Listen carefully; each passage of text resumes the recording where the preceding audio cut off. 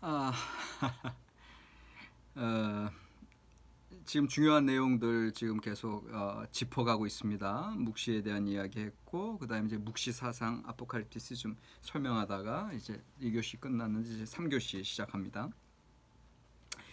어, 그래서 포렌슨 같은 경우는 이제 묵시 사상이 이방적인 요소가 아니라 이미 자생적으로 유대 그 고대 이제 제2성전 시기에 그들의 어떤 위기 상황, 사회적인 어떤 그런 위기 상황에서 이제 드러났다 이제 이렇게 이야기를 하고 있는데, 근데 이제 그 왕 교수님은 계속 비판을 하고 있는 게, 그리고 저도 동의하는 게 뭐냐면은 그렇게 단선적으로 볼 수 없다는 거죠. 그러면서 제가 이제 첫 시간에 이제 첫 주 시간에 제가 이제 이야기한 것처럼 그 다니엘이라고 하는 거는 문학 전승의 총합이라고 말씀을 드렸잖아요. 그래서 이제 여러 가지를 설명해 드렸는데 이제 저는 이제 그 왕 교수님의 이제 사상을 이제 그대로 뭐 우리 뭐 감신대 대학원 지도 교수님이셨기 때문에 제가 이제 쫓아가고 있는데 여러분들 이제 묵시를 이야기할 때 단순하게 예언으로부터 이제 기존의 이제 구약학자들은 그 예언으로부터 이제 그렇게 흘러가고 있다라고 이제 보고 있는데 저 같은 경우는 이제 단순한 그 예언이 아니라 특별히 이제 저는 지혜문학 전공이라 그랬어요. 그리고 왕 교수님도 없고 지혜와의 관련성을 이제 분명히 얘기하고 계시고 그래서 지금 이제 묵시 사상을 얘기하면서 일단은 이제 정리를 하시는 건 뭐냐면 묵시 사상의 기원이 이제 고대 이스라엘의 그런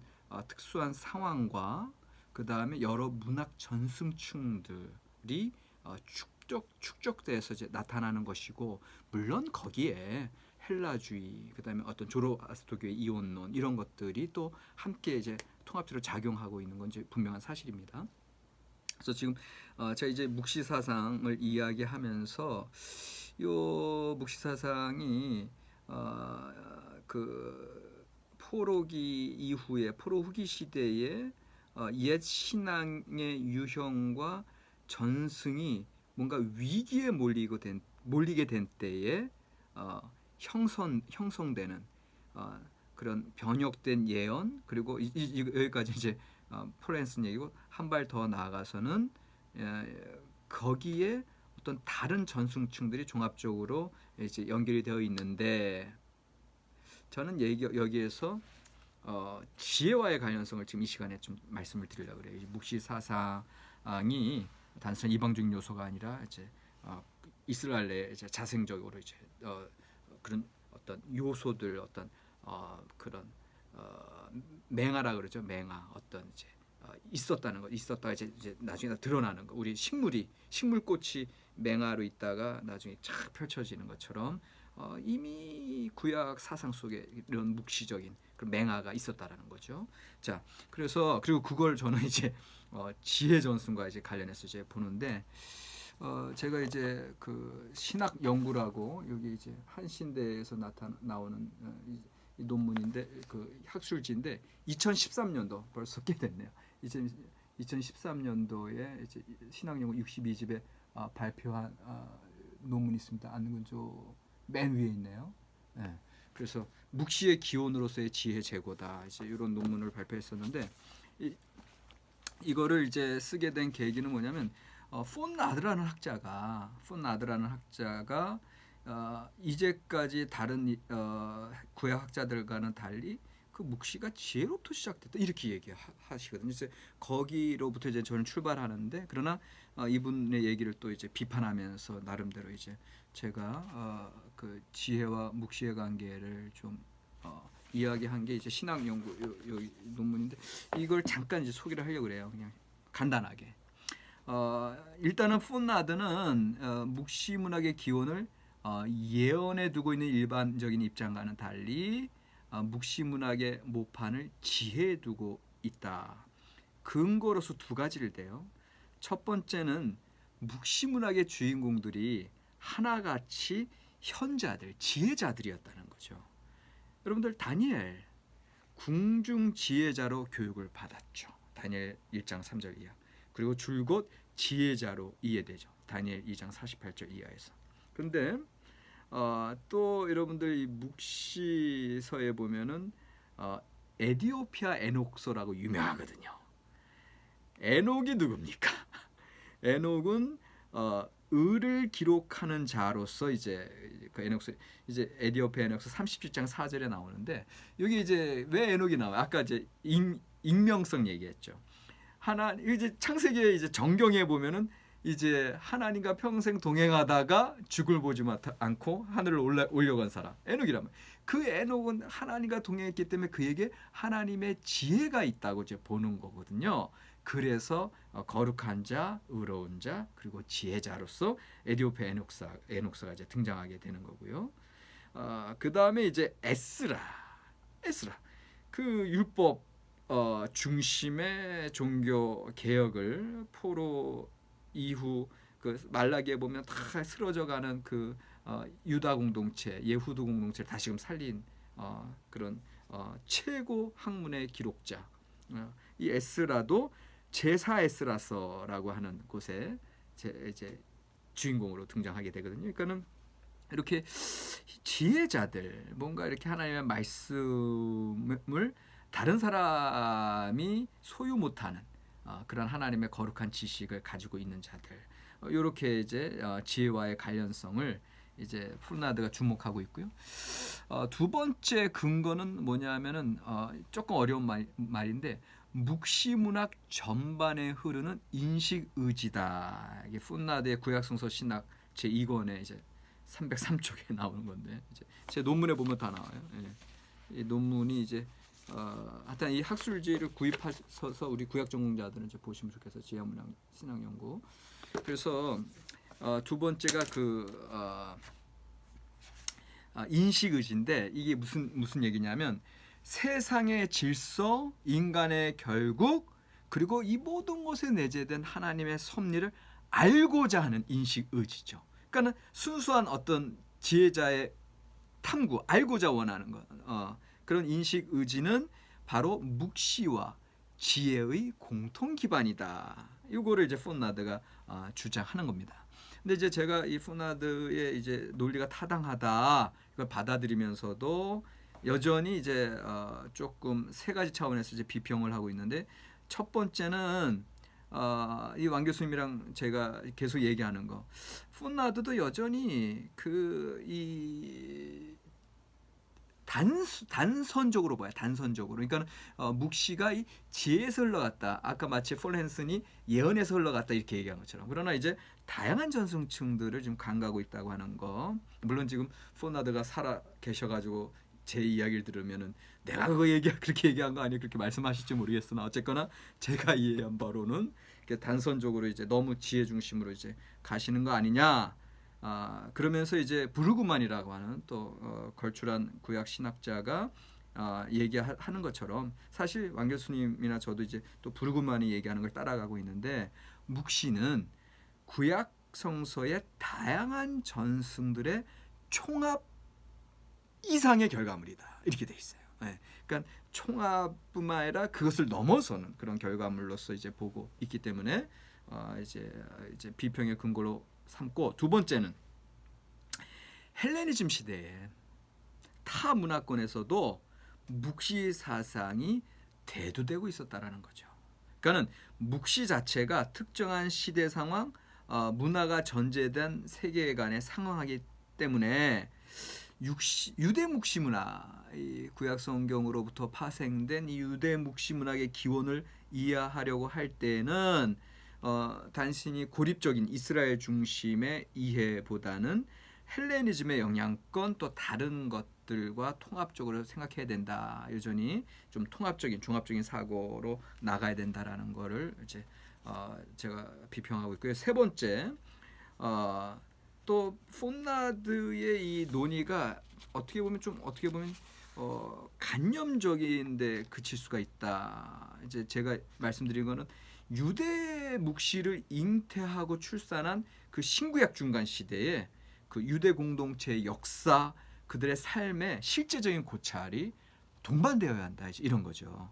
그래서 이런 구체적으로는 다니엘서 출현의 사회적인 상황과 조건들이 무엇이 있었는가 요거를 함께 연구해야 된다. 그래서 제가 그것을 한번 연구해 보겠다.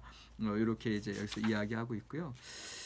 그래서 나름대로 지혜와 묵시의 관계성을 좀 종합적으로 이제 정교화하는 작업을 제가 하고 있는데 그 나머지는 다 보시고 일단은 이제 제가 쓴 논문의 이제 12쪽에 보면은 12쪽 이하입니다. 지혜와 묵시의 관계성 통합적으로 보려고 할 때 첫 번째는 뭐냐? 묵시 문학의 하나님이 창조주 엘이라는 거예요. 야훼가 아니라 엘. 왜 이 엘과 야훼 무슨 차이가 있지? 특별히 이제 보편적인 하나님 개념을 이야기하는 거예요. 전통적인 구약 성경의 하나님 이해는 어떻게 보면 사실은 인격적인 하나님이세요. 그래서 선악과 따먹은 아담에게 내가 어디 있느냐 그래 찾으시는 하나님이고 또 범죄한 이스라엘 포로로 끌려간 이스라엘에게 그들을 안타까워하시면서 다시금 회복시키시려고 하시는 좀 인격으로 경험되는 하나님이라면 다니엘서에서는 그런 하나님이 들리지가 않죠. 그런 하나님의 모습보다는 어떤 형이상학적인 존재, 어떻게 보면 그냥 그 자리에 계시는 존재로서의 하나님이다. 그러니까 그런 면에서 묵시문학은 하나님이 존재하지 않는 것처럼 느껴지는 역사의 참혹한 순간에도 그 하나님이 어떤 존재인가를 재해석하려고 하고 있다는 거죠. 그러니까는 그런 노력들이 예언서에서도 나오고 종말론적인 예언자의 종말론으로 그다음에 지혜서에서 나오고 신전통주의 그러니까 올토독스 정통주의 그러니까 인과응보 신명기에서 얘기하는 그 반인과응보적인 사상들이 욥기에서도 나오고 또 전도서에서도 나오고 이제 이런 것들을 통해서 뭔가 그 새로운 하나님 개념으로 이제 나아간다. 특별히 우주적이고 보편적인 하나님의 질서의 주제가 바로 지혜전선과 밀접한 관련이 갖고 있다. 이제 이거를 말씀을 드리는 거고요. 두 번째는 묵시문학 자체가 제가 첫 시간에 얘기한 것처럼 슬기로운 삶의 운영, 지금 고난과 위기의 상황 속에서도 하나님의 신앙인으로서 그 문제를 극복하고 넘어서고 하나님의 사람으로 살아가는 그러한 삶의 운영에 관계한다. 그리고 이것은 잠언서도 그렇고 지혜서의 관심사다. 이렇게 말씀을 드렸죠. 그래서 이 특별히 묵시문학은 의인으로서의 합당한 삶을 계수하며 분별하며 현재를 살아가는 것. 이 이야기가 이제 다니엘서에서 펼쳐지는 것처럼 우리 이제 지혜 전승 지혜 문학에서도 그러한 모습들을 이 하나님의 설계에 관한 참 지식, 참 지혜의 가르침들 그런 면에서 이제 좀 공통적인 기반을 갖고 있다. 이제 같은 전승의 흐름이다 이렇게 보게 되는 거고요. 그다음에 이제 세 번째 이 책에서는 이제 이 논문에서는 이제 제가 끝으로 얘기했지만 이제 세 번째는 뭐냐면 묵시문학은 지혜 문학의 언어, 주제, 문학적인 스타일들을 그대로 사용하고 있어요. 다른 히브리 문헌들에서 지혜 전승의 문학적인 장르들을 발견하려고 하는 이제 학자들에게 있어서는 다니엘 1장 6장은 지혜 문학 용어의 보고다. 이제 거기에 지혜 문학의 모든 용어들이 다 있다라고 이제 학자들이 이제 발견을 하고 있어요. 이제 단 몰간이라는 학자가 그렇게 얘기하고 있는데 그 다음에 그러니까 이제 예를 들면 다니엘 특별히 1장에서 6장 보면은 지혜, 지혜자, 의인, 지식, 야훼 경외 등의 단어들이 자주 발견되거든요. 그러니까 이제 지혜 전승과 연결되고 특별히 왕의 꿈들에 대한 해몽, 고대 근동의 문화에서 이제 지혜자들이 맡는 중요한 기능이거든요. 그러니까는 특별히 폰나드가 이제 지혜 얘기하면서 이제 요셉이 지혜자, 요셉, 그 꿈을 해몽하는 그래서 애국의 총리 대시까지 된 그러니까 여러분들 이게 궁정지혜자예요. 요셉도 궁정지혜자, 다니엘도 궁정지혜자. 그러니까 이러한 지혜가 또 이 묵시의 요소들이랑 만나고 있다. 이런 면에서 지혜로운 궁정 관리의 영적 승리의 이야기, 이것이 지혜와 이제 그 묵시가 이제 만나는 그런 공통 기반을 형성하고 있다라고 보고 있고요. 그다음에 저는 이제 한 발 더 나가서 이 논문에서 얘기하고 있지 않은데, 제가 한 발 더 나아가서 지혜와 묵시의 관련성을 어디서 보냐면, 아까 이제 설명에도 좀 연관은 되지만, 제가 이제 욥기를 강의하면서 이제 그 구스타프 구테르지의 가톡이라고 하는 개념을 제가 받아들여서 욥기 해석하는 하나의 중요한 요소로 삼고 있거든요. 까톡이라고 하는 거는 이제 우리 욥기 지난 학기에 이제 들으셨던 분들은 아시지만, 하나님이 안 계신 것 같은 현실 속에서 그동안 내가 이해하지 못하고 내가 친숙하지 않았던 새로운 하나님의 개념을 이야기하는 거고, 새롭게 하나님 앞에 나아가는 거라. 이제 그게 가톡이에요. 그러니까 욥이 그랬지 않습니까? 욥은 사실 기존의 인간공보적인 신앙을 가지고는 지금 자기의 삶이 설명이 안 되죠. 그리고 더 이상 하나님 믿을 수가 없죠. 그런 하나님이 어디 있어? 자기는 충실하게 그리고 그렇게 살았는데 어떻게 그렇게 참혹한 고통에다. 그럼에도 불구하고 욥은 끝까지 하나님을 기대하죠. 그리고 우리 얼핏 보기에는 하나님 앞에 불평하고, 욥기 3장 보면 저 왜 태어나게 했습니까 하면서 불평도 하고 항변하고, 도대체 제가 뭐 잘못한 거 있습니까? 제발 알려주십시오 하면서 신인 법정 소송, 정말 이전에도 없었고 이후에도 있지 못한, 감히 하나님을 법정으로 소환하는 그게 욥이란 말이에요. 그러니까 그런데 여러분들, 그게 가톡이라는 소리예요. 기존에 우리가 친숙하지 않았던 신앙의 모습, 하나님과 이런 모습으로는 우리가 소통하지 않았던, 그럼에도 불구하고 이해될 수 없는 현실의 상황 속에서 그냥 발버둥 치면서 새롭게 하나님 앞에 계속 하나님 응답해 주세요, 도대체 왜 이렇습니까 하고 계속, 왜? 그 안에는 하나님을 믿는 신앙이 담겨 있잖아요.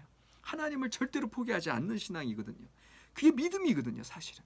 그렇게 나아갔을 때 하나님의 응답을 받는 게 욥이거든요. 그러니까 이게 가톡이에요. 마찬가지라는 거예요.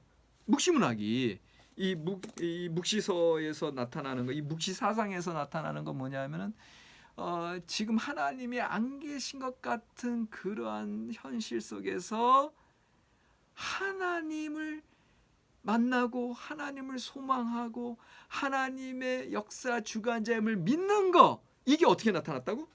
저 세상으로의 여행, 욥기에서 같이, 에녹서에서 같이, 그 다음에 또 종말의 묵시적 종말에 일어날 일, 역사적 묵시, 다니엘처럼. 그러니까 뭔가 기존에 우리가 친숙하지 않았던 새로운 신앙의 용어로 새롭게 하나님을 이야기하는 거, 가톡. 카톡이 아니라 가톡. 그러니까 그런 면에서 지혜 전승과 묵시가 이제 만난다, 묵시 사상이 만난다. 이거를 이제 좀 제가 요 내용을 통해서 좀 말씀을 좀 드렸고요. 그 다음에 이제 우리 교재로 다시 와서 이제 묵시주의에 대해서 특별히 이제 38쪽, 39쪽, 38, 39쪽이에요. 38, 39쪽에 이런 얘기가 나옵니다. 묵시 사상은 단순히 예언 후기 현상이 아니다. 이제 왕 교수님 계속 얘기하세요. 유대 묵시 사상은 상징과 환상, 환상의 해석, 결정론, 보편적 역사, 종말론 등을 묵시의 틀 안에 한데 섞은 것이다.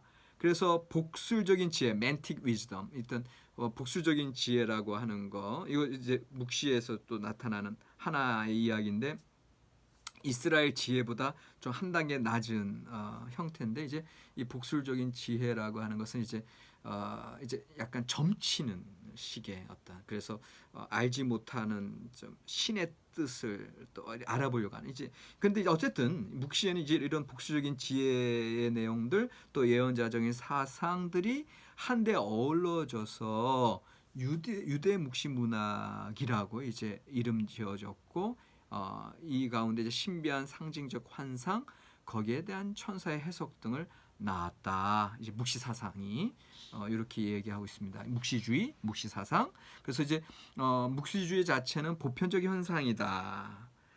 요거는 이제 제가 다른 자료에서 이제 참고를 했는데 뭐 계속해서 설명하는 거지. 아까 엘 신 하나님이 이제 보편적인 하나님 어떤 그래서 이 묵시적인 사유라고 하는 것은 세계사, 세계 종교, 세계 문화 어디에서나 찾아볼 수 있는 그런 보편적인 현상이라는 점을 또 여러분들 묵시주의 이해할 때 이해하시면 되겠고요. 우리 이제 66쪽입니다. 교재 66쪽으로 넘어가시면 예언서의 역사적 실제에 대한 긍정이나 이제 예언서는 예언자적 종말론은 역사적 실제에 대해서 긍정한다 그랬어요. 묵시적 종말은 역사적 실제로부터 단절돼서 전혀 다른 하나님의 역사를 이제 기대하는 거고 어쨌든 예언서의 역사적 실제에 대한 긍정이나 신비주의 은둔이나 요게 이제 나중에 이제 금욕주의에서 이제 쿰난동굴 사회 공동체로 연결될 수 있고 신비주의 은둔이나 도피가 아닌 현실 그 자체 내에서 절망과 고통에도 불구하고 그 너머에 있는 하나님의 심판과 보응하심에 잇닿게 함으로 말미암아 인내하며 억압을 이겨내도록 하는 실제적인 힘을 공급하는 게 이 묵시주의, 묵시 사상이다 이렇게 이야기합니다. 그러니까는 되게 중요한 내용이에요. 묵시라고 하는 게 단지 저 세상으로 여행 그 다음에 종말에 대한 이야기로 끝나버리는 게 아니라 그러한 이야기들을 하는 것 자체는 현실을 부정하는 게 아니라 현실을 긍정하는 거예요. 현실의 생명에 대한 현실의 생존에 대한 강한 집착이 묵시주의 내에 있다. 이거를 좀 기억해 주시고요. 그래서 이스라엘의 계속되는 순환의 역사 속에서 예언자적 종말론이 등장했듯이 이제 예언자들의 기대가 무너지는 현장에서 묵시문학적인 종말론이 부상한다 이렇게 나와 있습니다. 그래서 이제 자연스럽게 이제 묵시문학으로 넘어가는데 또 이제 시간이 얼마 안 남아서 이 묵시문학은 이제 세 번째 주로 이제 설명하겠지만 그러나 조금 이제 시작을 하고 끝날게요. 이제 묵시문학의 기능, 방금 이제 묵시주의, 묵시적인 가치관이 그렇게 현실 긍정이다라고 했을 때 묵시문학의 기능이 나오는 거예요. 묵시문학, 아포칼립틱 리터처의 기능은 뭐냐 하면은 위기문학이에요. 위기문학, 위협을 당하는 시절 억압받는 유대인들에게 이 유대인의 묵시문학은 위로하고 권고하고 희망을 주기 위해 생성된 문학이다. 묵시문학. 여러분들 묵시문학 아까 설명했어요. 묵시와 어떤 묵시주의의 가치관이 어떤 체계적인 어떤 문학 형태로 총체화된 거 묵시문학. 대표적으로 다니엘서 위기문학이다. 그래서 묵시문학 독자들은 묵시를 읽음으로 눈에 보이는 실체가 세상의 전부가 아니요. 눈에 보이지 않는 또 다른 대안적 실체가 엄연히 존재하고 있음을 각성하고 믿고 소망하는 거죠. 거기에서 현실을 넘어서는 능력이 생기는 거고 그리고 보이지 않는 믿음은 보이지 않는 것들의 실상이다. 이것을 진짜 궁극적으로 제가 말씀드렸어요. 이 묵시적인 신앙은 신앙의 완성이라고 말씀드렸어요. 믿음의 완성체가 바로 이 묵시문학이거든요. 그러니까 이런 차원 이제 묵시문학에 대한 이야기들을 다음 시간에 이제 계속해서 좀 이야기하려고 합니다. 그래서 오늘은 여기까지 하고 이제 이번 세 번째 과제는 여러분들 제가 아까 제 논문 말씀드리면서 그 묵시 사상이 묵시 사상 속에 이제 지혜 전승이 흘러 들어가는 것들에 대해서 그 공통된 기반, 어떤 교집합되는 그런 부분들을 네 가지 얘기했거든요. 네 가지, 요 네 가지 지혜와 묵시가 만나는 지점, 그 근거들 네 가지 숙제로 내주시면 고맙겠습니다. 이상입니다.